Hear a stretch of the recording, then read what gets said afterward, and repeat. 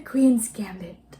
I am a fan of Anya Taylor-Joy. I am very enamored by her. I remember her in Split. More so than I remember whatever the main dude's name is. Second point, fun watch.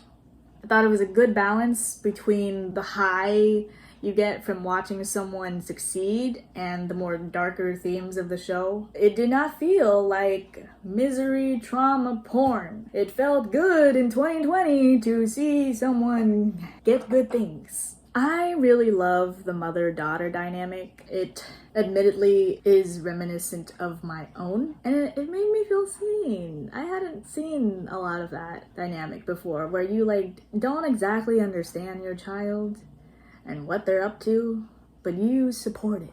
I felt it was kind of unrealistic in its feel-good qualities, but that's kind of the point of this show. Like, they didn't show misogyny where in real life there would be lots of it, which is like, lack of realism and like potential to make a point, but also I didn't want to suffer, or like maybe the creators just didn't want to be like, oh, show misogyny, oh, show someone overcoming it in some quippy way.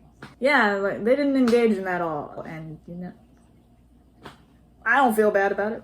I will say though that I think it borders a bit on white feminism's penchant for like the singular exceptional woman, but again, it's a feel-good show, so that might have been the point. I have like a real soft spot for smart, stoic female characters, but the trope of like overcoming misogyny via basically becoming an emotionless dude doesn't really sit right with me, especially when the show was created by men. You know, if the show was created by women, I would feel a little better because I feel like they would do something to make it more like women-centered, but we got what we got.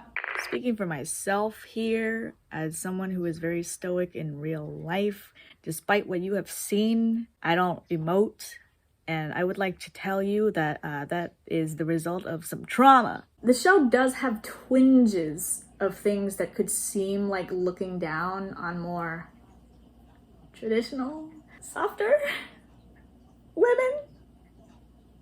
I don't know, I hate gender. But it does, because it was set in like a different time. Because of her nature, like she's not interested in the things that other girls were interested in at the time. It can seem like the things that the other girls were interested in at the time were like not good goals to have, like motherhood or whatever. So I felt some of those vibes, but it does balance that out with like Jolene's character, with like the mom being very not a traditional housewife, right? Yeah, it does balance it out a little bit. It wasn't just full on like, I'm not like other girls and therefore better. It was more like, I'm not like other girls, meaning I just can't relate to the things that they're into, which is real, because I feel that. Don't mind me just consulting my notes. I think if only she wasn't like a lone wolf and encountered other female chess players. Like there was one, but it would have been nice to see some more, particularly ones whose personalities were more like warm and like chipper, or unlike her own personality. That would kind of help lessen the whole female exceptionalism. Yeah, we overcame things via getting hard, where you just like, I'm gonna be tough and get stuff. Anyway, so all of Beth's mannerisms were so deliberate. It was so good. She touched everything on purpose. And like she always had that move with the lip. It's just so good. And then like I like it because I feel like she's doing it on purpose to make men uncomfortable. And then that way, like, that's what I meant by like balancing the possibly damaging views on women, even though those are just vibes. Yeah, because she dresses very fashionably, so she flaunts that, and also like she's not, It's not like she's all out like a bruh girl. Like she's still purposefully like delicate and feminine especially in a lot of her movements. The fashion and the costuming was such a delight.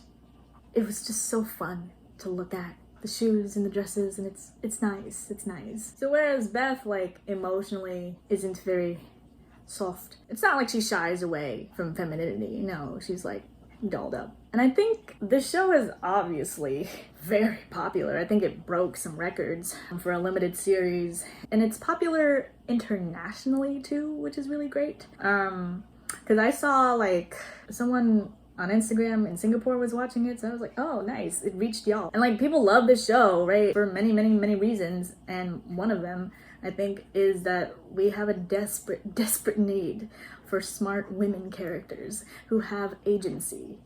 It is really boring otherwise. Really boring.